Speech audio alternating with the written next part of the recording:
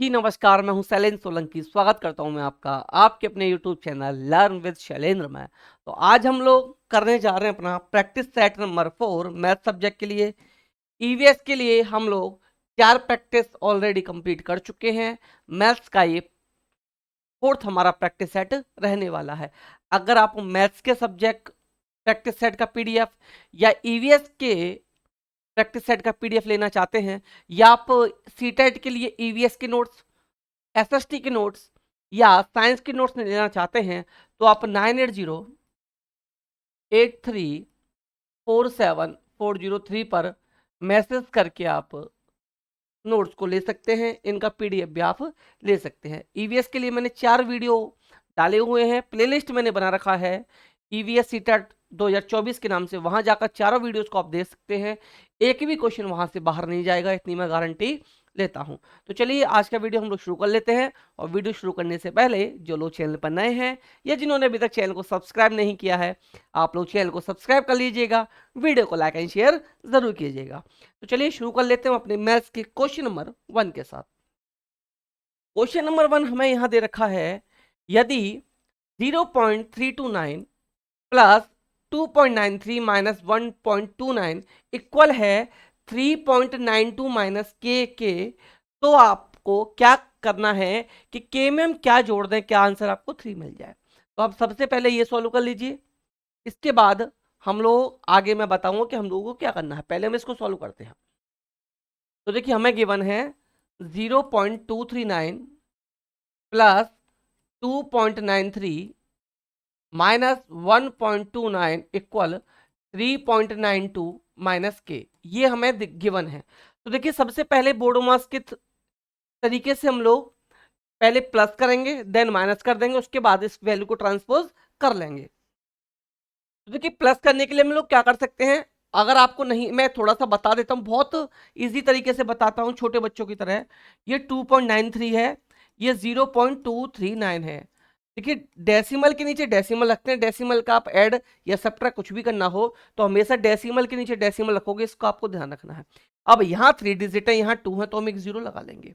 अब हम इसको करते हैं प्लस, ये हो गया 9, ये हो गया 6, ये 9 to 11, डेसिमल के डेसिमल आ गया, कैरी 2 1 आया तो 2 और 1 3, तो ये मिला आपको 3.169।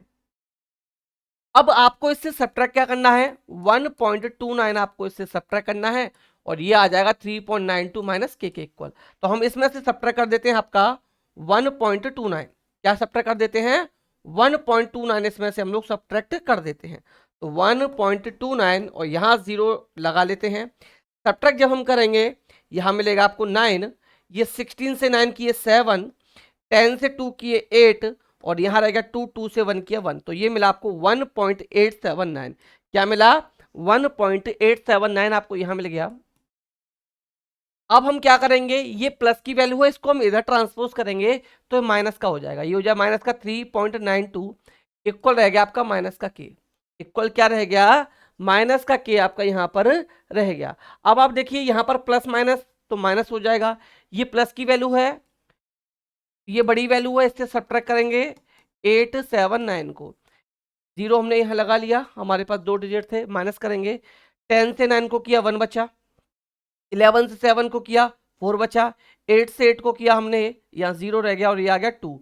तो ये आ गया आपके पास 2.041 इक्वल माइनस का के। बट ये किसका आएगा, देखिए प्लस माइनस कभी भी आता है तो माइनस करते हैं, और साइन किसका आता है, जो नंबर बड़ा हो। तो यहाँ पर माइनस का नंबर बड़ा था तो माइनस का आ गया। तो ये वैल्यू मिल गई आपकी, के की वैल्यू आ गई 2.041। बट आपको क्या लाना था, आपको लाना था कि इसमें हम क्या ऐड करें कि हमें 3 मिल जाए। तो देखिए मान लीजिए के में के की वैल्यू ये है, के की वैल्यू हमारे पास 0.241, इसमें मैं एक्स कर दूं तो हमें क्या मिलता है, 3 मिल जाता है। हमें क्या मिलता है, 3 मिल जाता है। तो देखिए एक्स इक्वल 3 माइनस 2.041 आ गया, 3 माइनस 2.41 आ गया। जब हम इसको सब्ट्रैक्ट करेंगे तो एक्स इक्वल आपको मिल जाएगा 0.959, क्या मिल जाएगा, 0.959 आपको मिल जाएगा। और ये ऑप्शन जो मैच करेगा, ये मैच करेगा आपके ऑप्शन नंबर डी से। ऑप्शन नंबर डी से ये मैच कर जाएगा। मैं समझता हूँ क्वेश्चन आपके समझ में आ गया होगा। क्वेश्चन इजी था, कैलकुलेशन भी इसकी इजी थी, थोड़ा समझाने की वजह से मैंने इसमें टाइम एक्स्ट्रा ले लिया। आप लोग डायरेक्ट यहीं पर इसको सॉल्व कर सकते थे। अब चलते हैं हम लोग क्वेश्चन नंबर 2 की तरफ। क्वेश्चन नंबर 2 हमें गिवन है, यहां दे रखा है हमें कि किसी विद्यालय में 28 कमरे हैं। एक विद्यालय में 28 कमरे बने हुए हैं और प्रत्येक कमरे में 6 पौधे हैं। तो टोटल पौधे कैसे निकाल सकते हो आप? 28 गुणा 6, 28 का मल्टीप्लाई 6 से करके टोटल हमारे जितने पौधे हैं वो निकाल सकते हैं। अब हम क्या करते हैं, प्रत्येक पौधे के लिए प्रति दिन 180 ml पानी की आवश्यकता है। यानी कि एक पौधे को एक दिन में जो पानी की आवश्यकता है वो है 180 ml। तो टोटल जब हम पौधे निकाल लेंगे उसमें 180 का कर देंगे मल्टीप्लाई, टोटल पानी हमें कितना चाहिए एक दिन के लिए, ये हमें पता चल जाएगा। अब हमें क्या पूछा गया है, यदि एक बोतल में 840 ml पानी भरा हुआ है तो ऐसी कितनी बोतलों की आवश्यकता होगी जिससे कमरे के सभी पौधों को 3 दिन पानी दिया जा सके। तो देखिए टोटल रूम 28, एक कमरे में 6 पौधे, तो टोटल पौधे निकल आएंगे मल्टीप्लाई करने के बाद। एक पौधे को एक दिन के लिए 180 ml पानी चाहिए, तो एक दिन के लिए टोटल पानी निकल आएगा। अब हम इसमें जब 3 का मल्टीप्लाई कर देंगे तो 3 दिन के लिए टोटल पानी हमें मिल जाएगा। उसके बाद हम लोग क्या करेंगे, हमें बताना है कि हमें कितनी बोतल चाहिए। एक बोतल में 840 ml पानी आता है, तो 840 ml से हम उसको कर देंगे डिवाइड, हमारे पास यहाँ पर नंबर ऑफ बोटल्स निकल आएंगी। क्या निकल आएंगी? नंबर ऑफ बोटल्स निकल आएंगी। तो सबसे पहले हम करते हैं कुल पौधे कितने हमारे पास, कुल पौधे। तो कुल पौधे हमारे पास कितने होंगे, ये होंगे देखिए 28 मल्टीप्लाई बाई 6, ये हमारे पास कुल पौधे निकल आएंगे। तो ये जब मल्टीप्लाई करेंगे 6 8 जा 48, 4 कैरी आएगा, 6 2 या 12 एंड 4 16। तो 168 आपके पास कुल पौधे हैं। तो एक दिन में पानी की आवश्यकता कितनी है? प्रत्येक पौधे के लिए प्रतिदिन 180 ml पानी चाहिए। तो 3 दिन के लिए कुल पानी कितना होगा? 3 दिन के लिए कुल पानी, 3 दिन के लिए कुल पानी, कुल पानी हमें कितना चाहिए? देखिए 168 टोटल प्लांट्स हैं, ठीक है ना, 168 प्लांट है। एक प्लांट को एक दिन के लिए चाहिए 180 ml पानी, और 3 दिन के हमें लिए में चाहिए, तो इसमें कर देंगे 3 का मल्टीप्लाई। इसमें क्या कर देंगे हम? 3 का मल्टीप्लाई कर देंगे, इन सब का हम लोग मल्टीप्लाई कर देते हैं, टोटल हमें पानी मिल जाएगा। तो देखिए इनका जब मल्टीप्लाई करेंगे तो ये आ गया 168 मल्टीप्लाई बाई 18 का इसमें कर दीजिए, 0 आ गया, 3 8 जा 24 आ गया, 3 1 जा 325 आ गया। अब हम लोग इसका मल्टीप्लाई यहाँ पर साइड में कर लेते हैं। 168 का मल्टीप्लाई हम 54 से कर लेते हैं, 0 हम लोग बाद में लगा देंगे।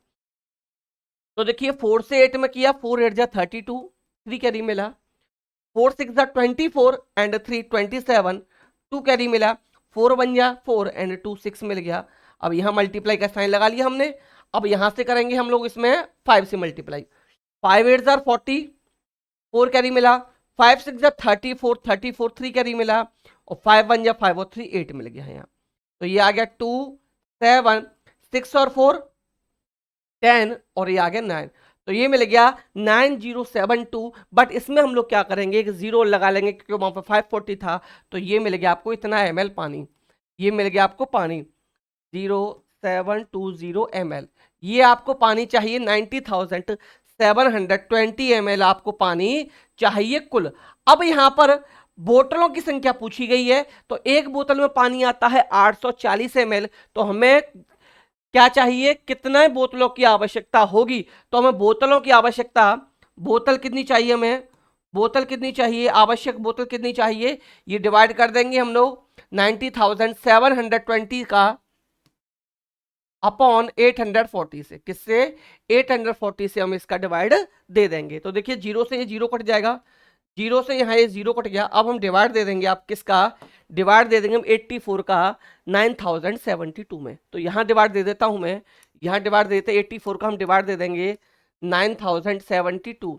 तो देखिए 84 1 जार 84, 84 आ गया, यहाँ से 6 रहा, ये 0 नोट किया, 0 में डिवाइड जाएगा नहीं, 7 आएगा, यहाँ 7 नोट किया तो 67 में डिवाइड जाएगा नहीं, हमने 0 लगा लिया, फिर यहाँ 2 लगा दिया, तो ये चला जाएगा वो आपका 8 टाइम, 8 8 जा 8 4 जा 32, 3 आ गया, 8 8 जा 64 67, तो ये जो डिवाइड गया आपका ये गया 108 टाइम, तो यहाँ आ गया 108। तो आपको जो बोतलों की आवश्यकता है, ये आवश्यकता है 108 बोतलों की आपको यहाँ पर आवश्यकता है। कितनी बोतल चाहिए आपको? 108 टोटल बोतल आपको चाहिए पानी देने के लिए 3 दिन तक। अब आ जाते हैं हम इसके क्वेश्चन नंबर 3 पर। क्वेश्चन नंबर 3 हमें गिवन है, what is the sum of the smallest common multiple and the biggest common factor of 60, 72 and 84। क्या पूछा गया यहां से आपसे? यहां पूछा गया आपका कि स्मॉलेस्ट कॉमन मल्टीपल, तो स्मॉलेस्ट कॉमन मल्टीपल क्या हो जाएगा? एलसीएम हो जाएगा। स्मॉलेस्ट कॉमन मल्टीपल के लिए क्या निकालेंगे? एलसीएम निकालेंगे। And the biggest common factor, तो बिगेस्ट कॉमन फैक्टर क्या होता है? बिगेस्ट कह लीजिए या हाईएस्ट कह लीजिए, तो ये हो जाएगा आपका HCF। तो हम इन दोनों को निकालेंगे। इसके बाद क्या पूछा गया है? दोनों का हमसे सम पूछा गया है, दोनों का क्या करेंगे हम लोग? योग कर देंगे। तो सबसे पहले हम लोग क्या करते हैं?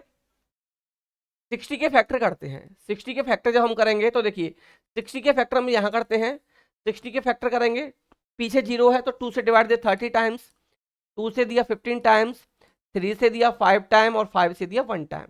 तो हमें ये मिल चुके हैं 60 के फैक्टर्स। तो 60 इक्वल मैं यहाँ लिख सकता हूँ 2 इंटू 2 इंटू 3 इंटू 5। अब आ जाएंगे हम 72, ऐसे फैक्टर्स करते हैं। अब मैं यहाँ डायरेक्ट कर सकता हूँ, तो देखिए 36, 2 इंटू 36 18 आ गया, 9 आ गया, 3 इंटू 3 आ गया, ये हो गए 39 72 के factors. 3 3 is 9, 9 2 is 18, 18 2 is 36, 36 2 is 72।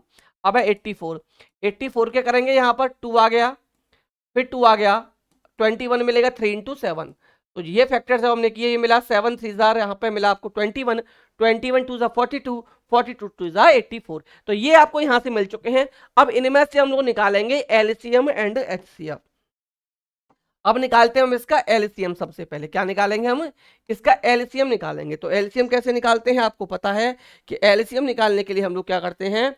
LCM निकालने के लिए क्या करेंगे? देखिए 2 का नंबर 1 2 बार यहाँ है, 1 2 3 बार यहाँ है और 2 बार यहाँ है, तो सबसे ज्यादा बार कितनी बार है? 3 बार, तो 3 टाइम्स लिख लिया, 1 2 3 बार, ठीक है ना। अब 3 देखेंगे, 3 यहाँ पर 1 टाइम है, यहाँ 2 टाइम है, यहाँ 1 टाइम है, तो जितनी ज्यादा बार आएगा उतनी बार बार लिखेंगे। 3 हो गया। 5 यहाँ 1 टाइम है तो 1 टाइम लिख लिया। अब यहाँ पर 7 1 टाइम है तो 7 लिख लिया। अब हम इसका कर देते हैं मल्टीप्लाई। और हम क्या करेंगे? इसका मल्टीप्लाई यहां से करेंगे। तो देखिए 2 2 जा 4, 4 2 जा 8, 8 3 जा यहां से हो गया, 8 3 जा 24, 24 का 3 से मल्टीप्लाई किया तो ये मिल गया 72, 72 का मल्टीप्लाई करेंगे आप जब 5 से, तो 5 2 या 10 1 मिलेगा, 5 7 या 35 और 1 36 मिलेगा। और इसका मल्टीप्लाई जब आप 7 से करोगे तो 0 7 6 जा 42 4 मिलेगा, 7 3 या 21 और 4 25 मिलेगा, तो ये मिलेगा 2520। क्या मिला? 2520, 2520। अब निकालेंगे हम इसका एचसीएफ। क्या निकालेंगे? एचसीएफ निकालेंगे। एचसीएफ में कैसे निकालते हैं? जो सभी में कॉमन हो। तो देखिए एचसीएफ निकालने के लिए हम लोग यूज करेंगे, क्या कॉमन है? पहला 2 सभी में कॉमन है, इसके अलावा एक और 2 सभी में कॉमन है, और एक 3 सभी में कॉमन है। इसके अलावा कुछ भी कॉमन हमारे पास नहीं है। तो एचसीएफ निकालेंगे हम लोग 2, 3, तो एचसीएफ हमें मिला 12। अब क्या पूछा गया हमसे? यहां पर एचसीएफ और एलसीएम का योग पूछा गया, सम पूछा गया है। तो योग क्या हो जाएगा? योग इक्वल हो जाएगा आपका 2520, 2520 प्लस 12 इक्वल हो गया 2532, 2532 आपका, यानी कि ऑप्शन नंबर सी यहां पर राइट आंसर क्वेश्चन नंबर 3 के लिए हमारा हो जाएगा। आई होप आपकी समझ में अच्छे से ये आ गया होगा। फिर भी कोई डाउट है, कहीं कोई प्रॉब्लम है, तो आप कमेंट में या मेरे नंबर 9808347403 पर अपने डाउट मुझसे क्लियर कर सकते हैं। तो चलिए अब चलते हैं हम लोग क्वेश्चन नंबर 4 की तरफ। क्वेश्चन नंबर 4 हमें यहाँ पर गिवन है, एक आयत और एक वर्ग के परिमाप बराबर है, यानी कि एक रेक्टेंगल गिवन है आपको, एक स्क्वायर गिवन है, और दोनों का आपको यहां पर क्या है? पेरीमीटर इक्वल दिया गया है। वर्ग का परिमाप 48 सेंटीमीटर है। जब वर्ग का परिमाप 48 है तो आपका जो रेक्टेंगल होगा, आयत जो होगा, उसका परिमाप भी 48 सेंटीमीटर ही रहेगा। और आयत की चौड़ाई वर्ग की भुजा से 4 सेंटीमीटर कम है। तो सबसे पहले हम लोग क्या करेंगे, हम वर्ग की भुजा निकाल लेंगे।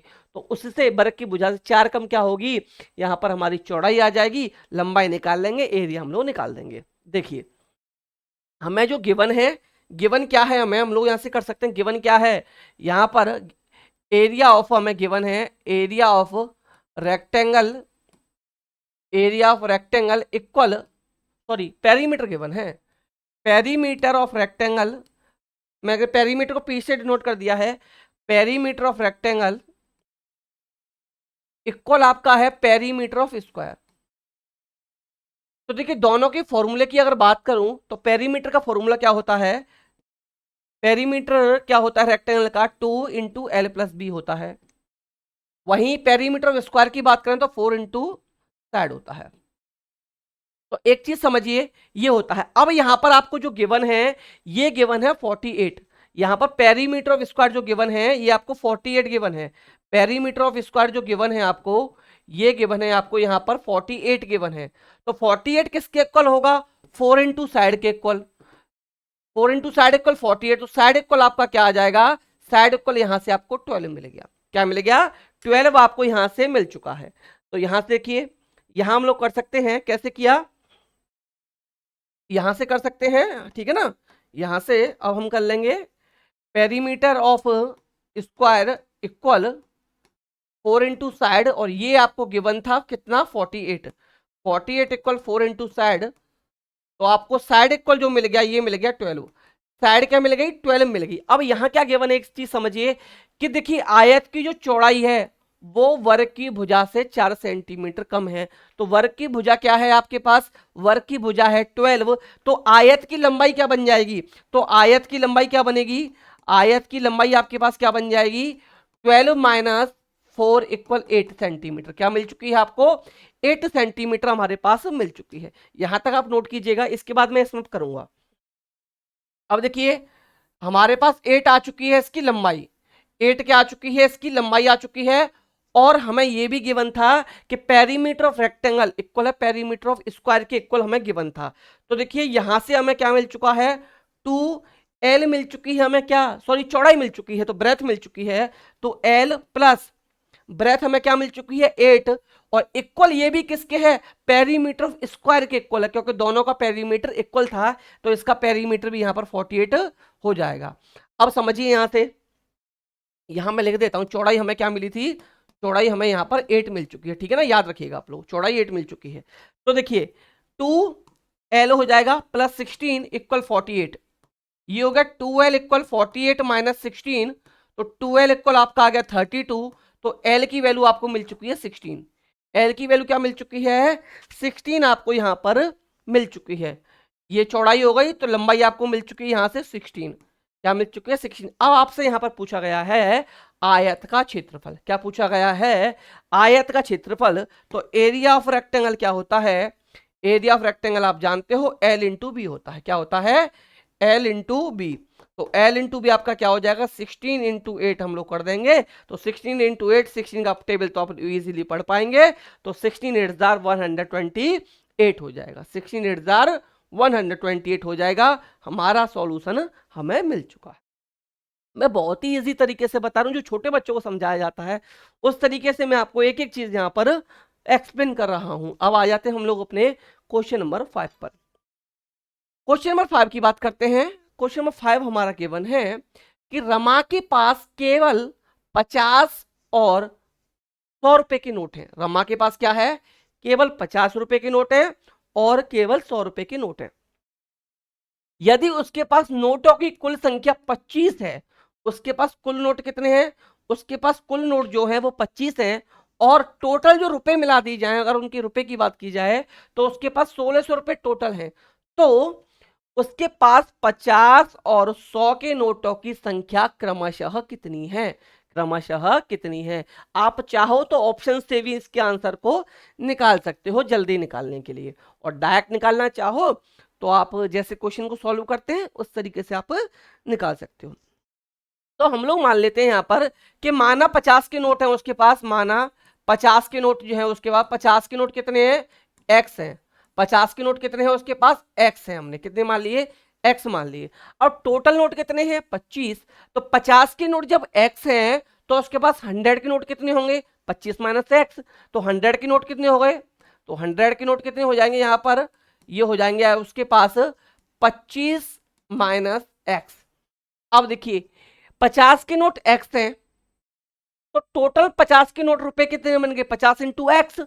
100 के टोटल रुपए कितने बनेंगे, 100 इंटू 25 माइनस एक्स। और ये दोनों मिला के बन जाएंगे 1600 रुपए। तो हम चलेंगे अकॉर्डिंग टू क्वेश्चन, प्रश्न के अनुसार चलेंगे। अकॉर्डिंग, और कोई कलर लेते हैं यहां पर, according to question. According to question हम लोग क्या करेंगे, 50 इंटू एक्स, 50x हो गया टोटल रुपए, प्लस 100 और 25 माइनस एक्स, ये टोटल रुपए बराबर है 1600 के। ये टोटल रुपए कितने के इक्वल है, 1600 के इक्वल ये हैं। तो इसको सॉल्व करते हैं। तो देखिए सॉल्व जब हम करेंगे कैसे करेंगे, ये हो जाएगा आपका 50x प्लस 100 का 25 से जब मल्टीप्लाई करेंगे तो 2500 माइनस ये हो गया 100x इक्वल आपका आ गया 1600। इक्वल क्या आ गया आपका, 1600 आपका आ गया। अब देखिए ये 100x है, ये 50x है, तो माइनस की 50x यहां बचे, क्या बचे, माइनस की 50x यहां बचे।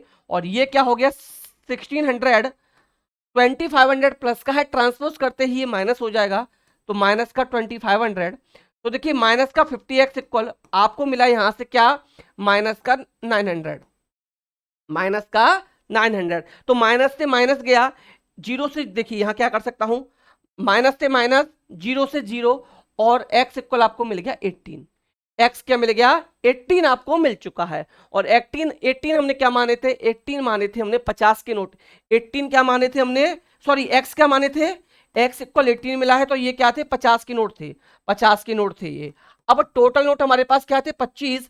तो 25 से जब मैं 18 माइनस करूंगा तो 7 मिल जाएगा। और 7 क्या है, 7, ये 100 के नोट है, किसके, 100 रुपए के नोट है। तो 18,7, तो 18,7 किस ऑप्शन में है, ऑप्शन नंबर डी में है। ऑप्शन नंबर डी हमारा यहां पर राइट आंसर बन चुका है।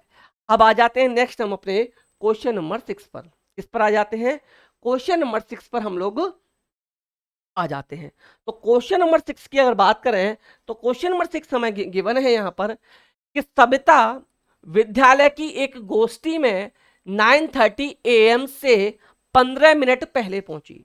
सविता कब पहुंची है, सविता यहां बोला गया है कि 9:30 AM से 15 मिनट पहले पहुंची है। तो सविता कब पहुंची है, सविता पहुंची है यहां पर सविता पहुंची है आपकी 9:15 AM पर। कितने बजे, 19:15 AM पर। वह अपने सहकर्मी से आधा घंटे पहले पहुंची, यानी कि कौन पहले पहुंचा है, सविता पहले पहुंची है। ये सविता का टाइम है, सविता पहले पहुंची है। अब उसकी जो सहकर्मी है, सहकर्मी क्या है, सविता पहले पहुंची आधा घंटा, तो यानी सहकर्मी लेट पहुंची है, कितना, 30 मिनट। तो सहकर्मी कितने बजे पहुंची है, सहकर्मी उसकी पहुंची है 9:45 पर। सहकर्मी कब पहुंची है, 9:45 AM पर उसकी सहकर्मी यहां पर पहुंच चुकी। अब देखिए ये गिवन है जो इस गोष्ठी के लिए 35 मिनट की देरी से पहुंची, तो इस गोष्ठी का निर्धारित समय क्या था। कौन लेट पहुंची है, इसकी सहकर्मी लेट पहुंची है, कितना, 30 मिनट लेट पहुंची है। तो 9:45 पर ये पहुंची थी, 35 मिनट ये लेट पहुंची, कितनी मिनट, 35 मिनट लेट पहुंची। तो गोष्ठी स्टार्ट कब हुई, गोष्ठी स्टार्ट हुई आपकी 9:10 पर। गोष्ठी कितने बजे स्टार्ट हुई, 9:10, यानी कि ऑप्शन नंबर बी आपका राइट आंसर यहां पर हो जाएगा। बहुत ही इजी क्वेश्चन है ये, थोड़ा सा बस समझ वाला है, अंडरस्टैंडिंग वाला ये क्वेश्चन है। अब चलते हैं हम अपने क्वेश्चन नंबर 7 की तरफ। क्वेश्चन नंबर 7 हमें गिवन है कि एक how many pieces of wire of length 3/4 metres each can be cut from a roll of wire measuring 11 whole 1/4 metres. यानी कि एक 11 होल 1/4 मीटर लंबा आपके पास एक क्या है, रोल है। इसमें से 3/4 मीटर लंबे तार के कितने टुकड़े काटे जा सकते हैं। तो टुकड़ों के लिए हम लोग कर देंगे इसमें डिवाइड 3/4 से। तो इसको हम लोग मिक्स में गिवन है, इसको कन्वर्ट कर लेते हैं प्रॉपर फ्रैक्शन में। इम्प्रॉपर में करने के लिए क्या करेंगे, 4 का 11 से मल्टीप्लाई तो 44 हो गया, 44 एंड 1 45/4। यहां पर मल्टीप्लाई का साइन लगाएंगे तो ये रेसिप्रोकल हो जाएगा, उल्टा हो जाएगा, ये 4 पहुंच गया ऊपर, 3 आ गया नीचे। अब देखिए 4 से 4 गया और 3 से 15 कट गया, 45 कट गया 15 टाइम्स। तो कितने टुकड़े किए जा सकते हैं? टुकड़े किए जा सकते हैं आपके 15, यानी कि option number A right answer आपका हो जाएगा। क्वेश्चन नंबर 8 की तरफ चलते हैं। क्वेश्चन नंबर 8 हमारा गिवन है, ये क्वेश्चन नंबर 1 रिपीट हो गया, यहाँ पर रिपीट क्वेश्चन है क्वेश्चन नंबर 1 की तरह। इसका आंसर था 0.959, ये मैंने आपको सॉल्व करा दिया, रिपीट हो गया है क्वेश्चन। अब आ जाते हैं हम लोग क्वेश्चन नंबर 9 की तरफ। क्वेश्चन नंबर 9 की तरफ हम लोग चलते हैं। यहां में गिवन है कि 5 अंकों की सबसे बड़ी संख्या और 3 अंकों की सबसे छोटी संख्या का योगफल है। क्या पूछा गया है? 5 अंकों वाली सबसे बड़ी संख्या और 3 अंकों वाली सबसे छोटी संख्या का योगफल पूछा गया है। तो कभी भी आपसे बड़ी संख्या पूछी जाए, कभी भी आपसे बड़ी संख्या पूछी जाए, तो हमेशा उसमें आप लोग क्या करेंगे? बड़ी संख्या के लिए आप लोग हमेशा याद रखिएगा, आप लोग जितनी बड़ी संख्या पूछी जाए उतने ही टाइम आप लोग 9 का यूज करेंगे, उतने ही टाइम आप लोग 9 का यूज करेंगे। तो 5 अंकों की बड़ी संख्या क्या हो जाएगी? 9 9 9 9 9। अब यहां पूछी गई है 3 अंकों की सबसे छोटी संख्या। तो सबसे छोटी संख्या आपसे कभी भी पूछी जाए तो उस संख्या जैसे 3 नंबर की है तो उस 1 पर उससे एक जीरो कम लगाना है। अगर 5 डिजिट की है तो 1 पर 4 जीरो लगाने हैं। अगर 10 डिजिट की है तो 1 पर 9 जीरो लगाने हैं। इस तरीके से याद रखिएगा। तो 3 अंकों की सबसे छोटी क्या हो जाएगी? 100। दोनों का आपसे पूछा गया है सम, तो सम हम कर देंगे, यानी कि योगफल पूछा गया है। तो ये मिल गया आपको 9, ये मिल गया 9, 9 और 1 मिल गया आपको 10, कैरी 1 मिला तो ये हो गया 10 का 0, ये हो गया 9 1 10। तो ये मिल गया आपको, यहां पर हमें ये मिल चुका है 1,99,000, 1,99,000, यानी कि 1,99,000। Option number D right answer हमारा हो गया, option number D right answer हमारा हो जाएगा। अब आ जाते हैं हम लोग क्वेश्चन नंबर 10 पर।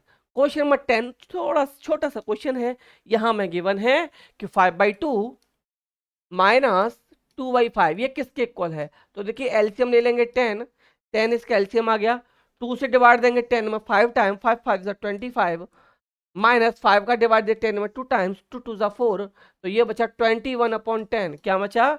21/10। तो 21/10 आपके ऑप्शन नंबर ए में है, तो ए इसका राइट आंसर हमारा हो गया।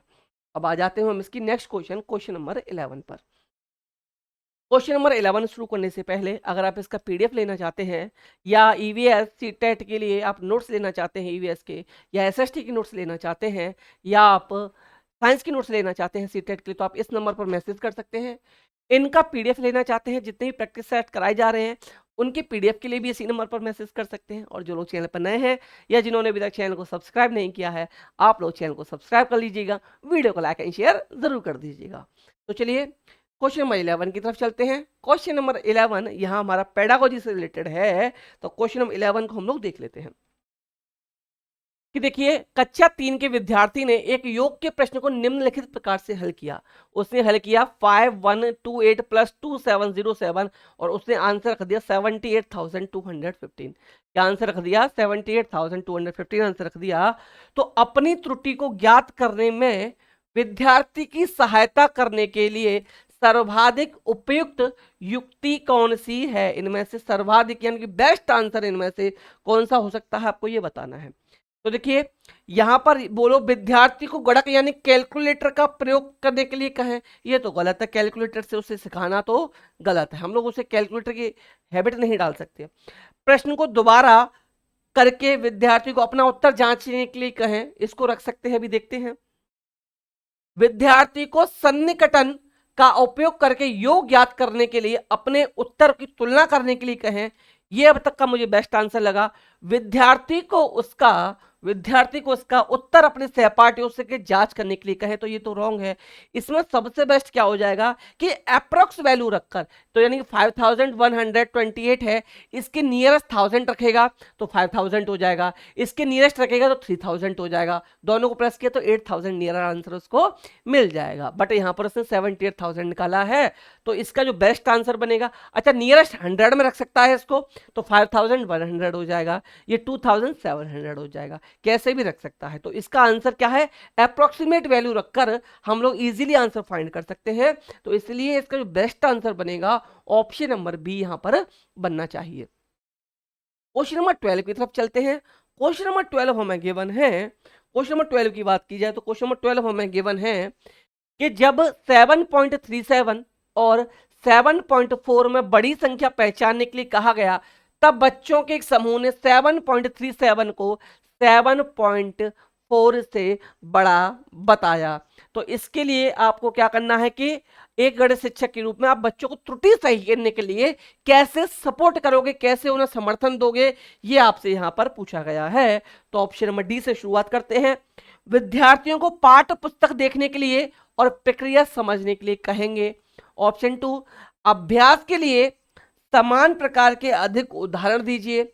ऑप्शन नंबर 3, दशमलव संख्याओं को प्रसारित रूप को श्यामपट्ट पर लिखिए और विद्यार्थियों को अपना उत्तर सही करने के लिए कहिए। ऑप्शन नंबर डी, कि दशमलव संख्या को निरूपित करने के लिए स्थानीय मान की प्रणाली को अबेकस, देखिए अबेकस आ गया, जैसी हस्तकौशल सामग्री के उपयोग द्वारा समझाएंगे। तो सबसे बेस्ट आंसर क्या बनेगा यहाँ पर, अबेकस के माध्यम से डेसिमल वाली प्लेस वैल्यू वाले चीजों को हम समझाएंगे, ये यहाँ पर क्या बनेगा, बेस्ट जो ऑप्शन रहेगा यहाँ पर ऑप्शन नंबर ए हमारा हो जाएगा। अब आ जाते हैं हम इसके क्वेश्चन नंबर 13 पर। क्वेश्चन नंबर 13 हमें गिवन है, in which of the following number degree is 25 more than 440। इनमें से किसमें जो डिग्री है ये 25 ज्यादा है 440 से, तो 440 प्लस 25 यानी कि ये होना चाहिए 465। क्या होना चाहिए, 465। इनमें से किस में डिग्री निकल कर आएगी, आपको यह बताना है कि इनमें से किस में आपकी डिग्री 435 निकल कर आएगी। तो पहले यहां गिवन है 5 एंड 1/3 ऑफ राइट एंगल, तो ये हो गया 5 plus 1/3 of right angle, 1/3 of right angle, यानी कि ये यहाँ पर गिवन है। आप चाहो तो मल्टीप्लाई का साइन नहीं लगाएंगे क्योंकि ये ब्रैकेट है, तो 90 हम ये यहाँ पर ब्रैकेट वो 90 का और 5 + 1/3 का मल्टीप्लाई ही माना जाएगा। तो इसको जब आप सॉल्व करोगे तो देखिए एलसीएम 1 ले लिया, 3 आ गया, तो 3 का दिया, इसमें 3 आ गया, 3 5 15 प्लस 1 तो 16/3 मिला। 16/3 मल्टीप्लाई कीजिए 90 से, तो 3 से कट गए 30 टाइम, और 30 टाइम जब आपने किया तो 16 3 = 48, तो ये मिला 480। क्या मिला, 480 मिला। आपको चाहिए 465, तो ऑप्शन नंबर ए हो गया रॉन्ग। ऑप्शन नंबर ए क्या हो गया, ऑप्शन नंबर ए यहां पर बन चुका है रॉन्ग। अब आ जाते हैं हम इसके ऑप्शन नंबर 2 पर।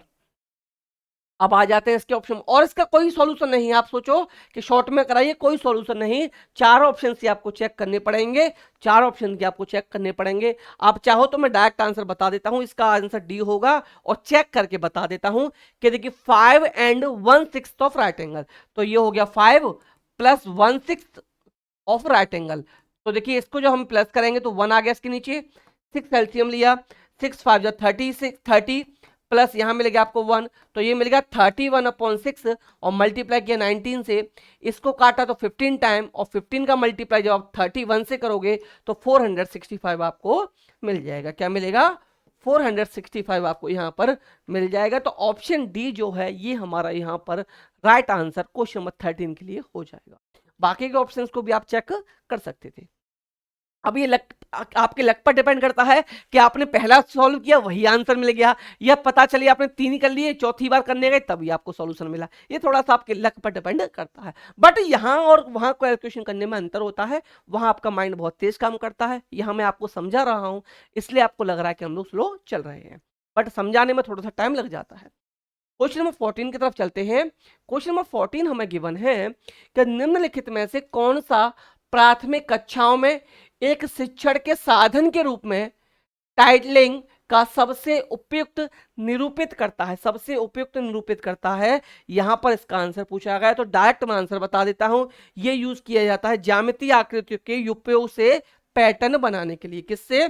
ज्यामितीय आकृतियों के पैटर्न बनाने के लिए इसका उपयोग किया जाता है। तो ऑप्शन नंबर सी इसके लिए करेक्ट आंसर हमारा हो जाएगा। क्या हो गया? ऑप्शन नंबर सी यहां पर हमारा राइट आंसर हो गया। अब आ जाते हैं हम अपने अगले क्वेश्चन नंबर 15 पर। अगले क्वेश्चन हम अपने क्वेश्चन नंबर 15 पर यहां पर आ जाते हैं।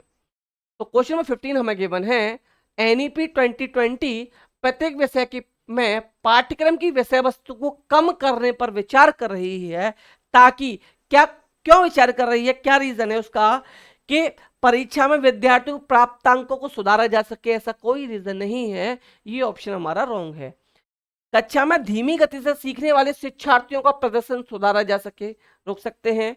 पाठ्यक्रम को पूरा करने में शिक्षकों को भार कम किया जा सके, रॉन्ग ऑप्शन है। विद्यार्थी रटकर सी अलग वास्तविक समझ की ओर बढ़े, ये बिल्कुल राइट ऑप्शन है कि विद्यार्थी रटने के बजाय कैसे वास्तविक समझ की ओर बढ़े हैं। तो यहां पर राइट ऑप्शन क्या बन जाएगा? ऑप्शन डी बन जाएगा। रटकर जहां आ जाएगा वो आपका नेगेटिव ऑप्शन होगा। रटना कहीं भी आ जाए ये आपका नेगेटिव ऑप्शन बनेगा। क्वेश्चन नंबर 16 की तरफ चलते हैं। क्वेश्चन नंबर 16 गिवन है एनसीएफ 2005 के अनुसार अकॉर्डिंग टू एनसीएफ 2005 प्राथमिक स्तर पर गणित के शिक्षण एवं अधिगम में ऐसी गतिविधियां सम्मिलित करनी चाहिए। कैसी गतिविधियां सम्मिलित करनी चाहिए यहां पर आपको बताना है। किसके लिए? प्राइमरी वालों के लिए बताना है। किसके लिए? पीआरटी स्टूडेंट्स के लिए बताना है, जिनमें अधिगम करता हूं कि केवल सहभागिता से काम नहीं चलेगा। जहां ओनली वर्ड आ जाएगा, ओनली वर्ड हमेशा आपका नेगेटिव होगा। आंसर पॉजिटिव है तो ये ऑप्शन हमारा गलत है, यहां पर हो जाएगा।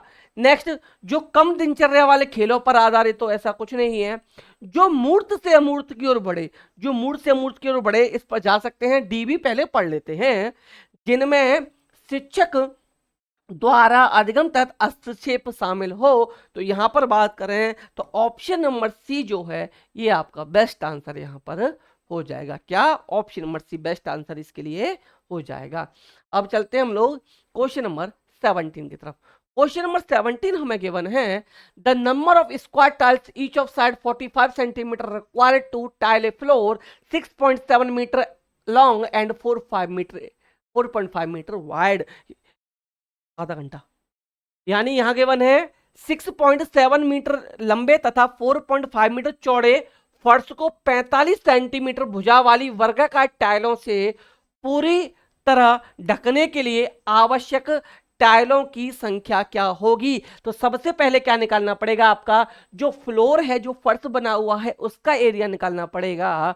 और एक टाइल जो गिवन है, टाइल की जो मेजरमेंट गिवन है 45 सेंटीमीटर, एक टाइल का एरिया निकालना पड़ेगा। तो फर्श के एरिया को टाइल के एरिया से हम डिवाइड दे देंगे, हमें आंसर मिल जाएगा। तो देखिए फर्श का एरिया कैसे निकालेंगे? फर्श कैसा है हमारा? यहां पर फर्श देखिए रेक्टेंगुलर है, तो फर्श का एरिया, या फिर डायरेक्ट कर लेते हैं हम इसको कि आवश्यक टाइल हमें कितनी चाहिए, टाइल्स हमें चाहिए वो निकाल लेते हैं। टाइल्स कितनी चाहिए हमें? यहां पर एरिया ऑफ क्या निकाल लेते हैं? एरिया फ्लोर क्या निकाल लेते हैं?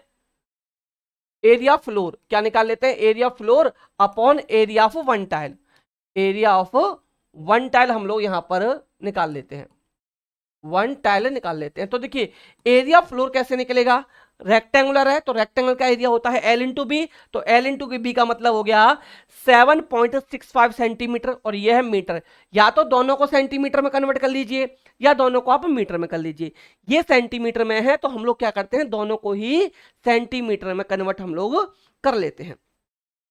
दोनों को ही हम लोग क्या करते हैं, कन्वर्ट कर लेते हैं यहां पर सेंटीमीटर में, क्योंकि यहां पर ये भी सेंटीमीटर में है, ये ऐसा तो नहीं मीटर में गिवन हो।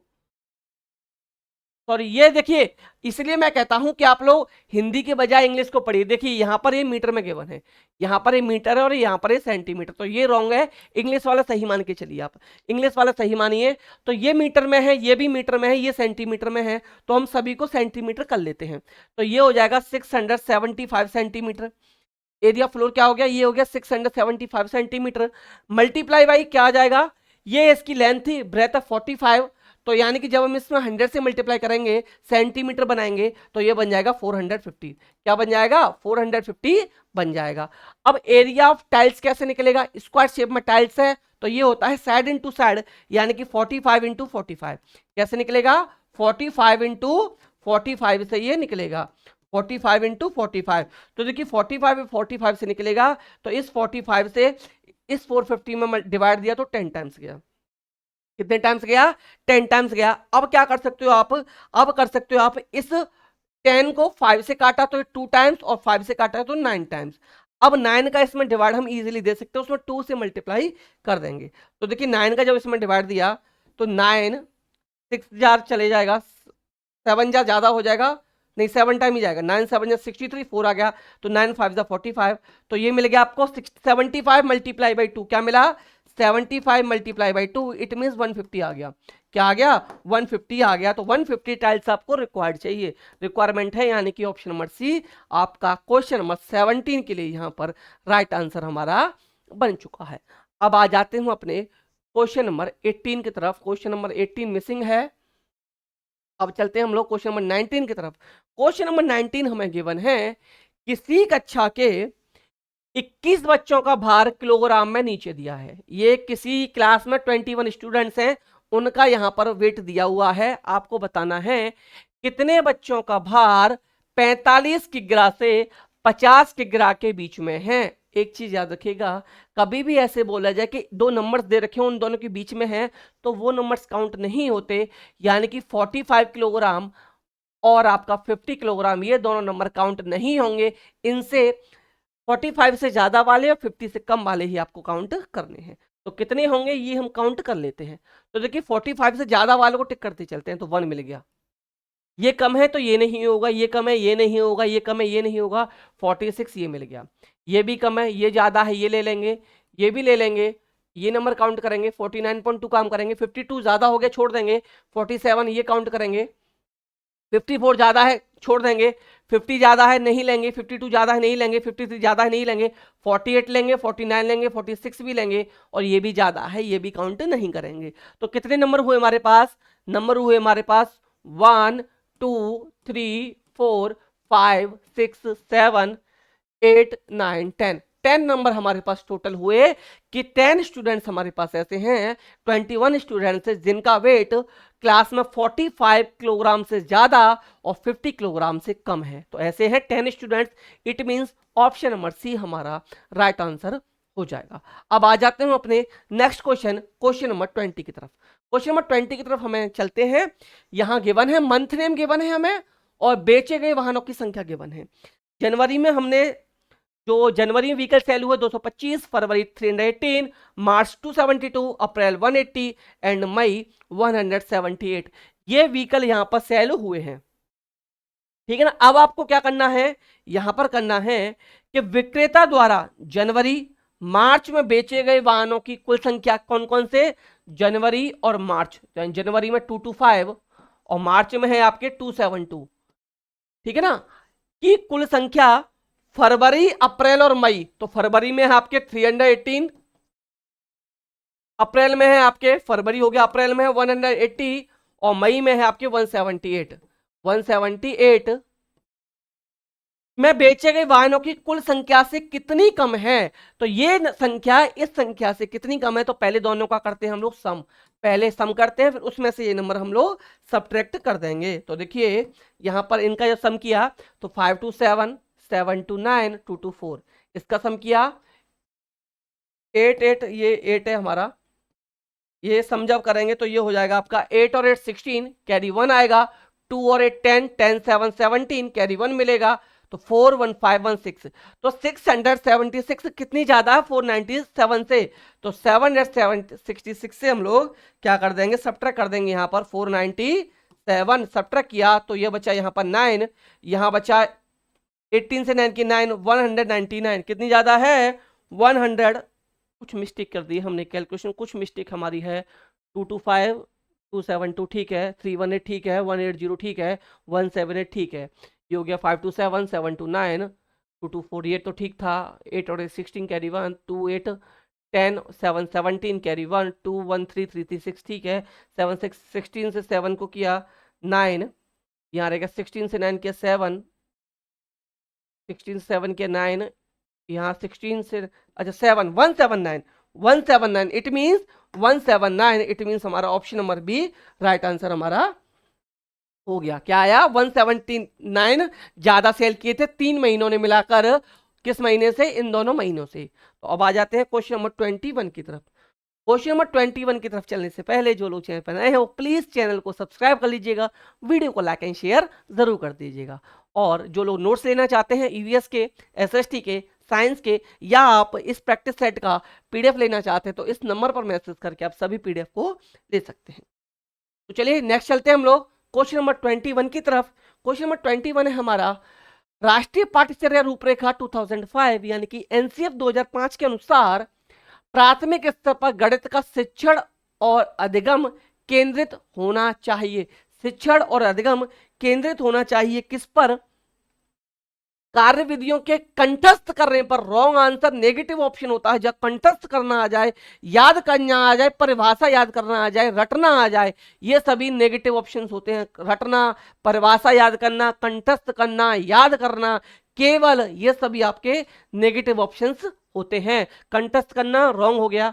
अवधारणा का परिचय देने के लिए गणितीय खेलों, पहेलियों एवं गतिविधियों पर। बिल्कुल सही ऑप्शन मुझे यहां तक ये लग रहा है, बाकी का देखते हैं। पहाड़ों, गणना आदि, रटंत अधिगम, ये भी रॉन्ग हो गया। रटंत तो चलेगा ही नहीं, बिल्कुल नेगेटिव हो गया। प्रकृत टॉपिक पर आधारित कई प्रश्नों को हल करने के ताकि विद्यार्थी सही प्रणाली विधि सीख सकें। तो दोनों में जो बेस्ट आंसर है ये आपका ऑप्शन नंबर बी यहां पर बेस्ट आंसर हो जाएगा। अब चलते हैं हम लोग क्वेश्चन नंबर 22 की तरफ। क्वेश्चन नंबर 22 ये भी शायद रिपीट हो गया क्वेश्चन, आज 2 क्वेश्चन रिपीट हो गए है ना। क्वेश्चन 22 रिपीट हो चुका है। क्वेश्चन नंबर 23 की तरफ चलते हैं कि परवेज प्राथमिक कक्षा का एक गणित अध्यापक है। परवेज क्या है? प्राइमरी के एक टीचर हैं। अपने विद्यार्थियों को संख्याएं पढ़ाते हुए वह उन्हें वस्तुओं के विभिन्न समुच्चय देता है और उन्हें दिए गए समुच्चय वस्तुओं की कुल संख्या बताने के लिए कहता है। वह क्या विकसित करने की कोशिश कर रहा है अपने स्टूडेंट्स के अंदर? क्या विकसित करने के द्वारा उसके द्वारा कोशिश की जा रही है कि वस्तुओं के वर्गीकरण की अवधारणा, स्थानीय मान की अवधारणा, संख्याओं के क्रम सूचक बोध की अवधारणा, या संख्याओं के गणन कोऑर्डिनेटर बोध। तो वो करना चाह रहा है ऑप्शन नंबर डी। यहाँ ऑप्शन नंबर डी हमारा राइट आंसर हो जाएगा। क्या हो जाएगा? ऑप्शन नंबर डी हमारा राइट आंसर यहाँ पर बन जाएगा। अब आ जाते हैं हम लोग क्वेश्चन नंबर 24 की तरफ। 24 की बात करें तो 24 है हमारा प्राथमिक स्तर की एनसीईआरटी गणित की पाठ्य पुस्तकों में विविध रूप से कहानियां, कविताएं, पहेलियां और खेल शामिल हैं। क्या क्या शामिल है? प्राथमिक स्तर की एनसीईआरटी गणित की पाठ्य पुस्तकों में क्या क्या विविध रूप से कहानियां शामिल हैं, कविताएं शामिल हैं, पहेलियां शामिल हैं, खेल शामिल हैं। इनको सम्मिलित करने का सर्वाधिक उपयुक्त उद्देश्य क्या है? सर्वाधिक उपयुक्त उद्देश्य यहाँ पर क्या है? क्यों इनको शामिल किया गया है ये आपको बताना है। तो गणित के पाठ्यक्रम को कम करने के लिए ऐसा कोई रीजन नहीं है। गणित को बच्चों के दैनिक जीवन से जोड़ना, यस ये बिल्कुल पॉजिटिव आंसर होता है। आपको करके सिखाना, उसको बच्चे को एक्टिव उसमें करना या उसके दैनिक जीवन से जोड़ना, ये बिल्कुल ऑप्शन यहाँ पर राइट आंसर हो जाएगा। ये पॉजिटिव आंसर हमारा यहाँ पर है। अब आ जाते हैं हम लोग क्वेश्चन नंबर 25 की तरफ। क्वेश्चन नंबर 25 हमें गिवन है कि एक शिक्षिका 5वीं कक्षा के विद्यार्थियों को क्षेत्रफल की अवधारणा का परिचय देते हुए केवल आयताकार एवं वर्गाकार आकृतियों का प्रयोग करती है। एक विद्यार्थी खड़ा होता है और शिक्षिका से पूछता है यदि मेरा कक्ष न आयताकार है और न ही वर्गाकार है और मैं उसका क्षेत्रफल ज्ञान करना चाहता हूं तो यह कैसे ज्ञात होगा? तो यह कैसे ज्ञात होगा? तो देखिए, तो बच्चे द्वारा निम्नलिखित में से कौन सा कौशल व्यवहार प्रदर्शित किया गया है स्टूडेंट्स के द्वारा? कि स्टूडेंट्स ने टीचर से क्वेश्चन किया कि ना तो मेरा रूम जो है वो रेक्टेंगुलर है ना ही स्क्वायर शेप में है, तो मैं अपना एरिया कैसे फाइंड करूंगा? ये क्वेश्चन स्टूडेंट्स के द्वारा पूछा गया है। तो इसमें कैसे बताएंगे कि उसमें क्या है? क्षेत्रफल की अवधारणा की पूरी समझ में कमी, ऐसा तो है ही नहीं। अगर उसे क्षेत्रफल की अवधारणा में कमी होती तो वो कोई क्वेश्चन पूछता ही नहीं, उसको इस चीज की कमी नहीं है, उसको पता है कि एरिया ऑफ रेक्टेंगल और एरिया ऑफ स्क्वायर कैसे फाइंड किया जाता है। नेक्स्ट, बच्चा विद्रोहपूर्ण व्यवहार प्रदर्शित कर रहा है, ऐसा कुछ नहीं कर रहा, बच्चे के माइंड में डाउट होगा, वो उसको कुछ क्लियर करना चाह रहा होगा, तो बच्चा कोई क्रॉस क्वेश्चन करता है, इट मीन्स इसका मतलब ये नहीं कि बच्चा विद्रोहपूर्ण व्यवहार कर रहा है। बच्चा कक्षा में शरारती हो रहा है, ये भी ऑप्शन रॉन्ग है। नेक्स्ट, बच्चा एक अर्थपूर्ण एवं तर्कपूर्ण गणितीय समस्या, बिल्कुल ये राइट ऑप्शन यहाँ पर ऑप्शन हो जाएगा। यहाँ पर ऑप्शन नंबर डी जो है ये बिल्कुल करेक्ट आंसर हमारे क्वेश्चन नंबर 25 के लिए हो जाएगा। नेक्स्ट चलते हैं हम अपने क्वेश्चन नंबर 26 की तरफ। क्वेश्चन नंबर 26 है हमारा, निम्नलिखित में से मूल्यांकन की कौन सी विधि गणित की कक्षा में उन विद्यार्थियों की सहायता करेगी जो अभिप्रेरित नहीं है, जो मोटिवेटेड नहीं है? तो कौन सी ऐसी होगी एक्टिविटी जो उनको क्या बनाएगी, क्रिएटिव बनाएगी? एक कॉमन क्लास टेस्ट नहीं बनाएगा, एक प्रश्नावली नहीं बनाएगी, एक्टिविटी बेस्ड इवेल्युएशन, यस ये बिल्कुल करेक्ट आंसर होगा।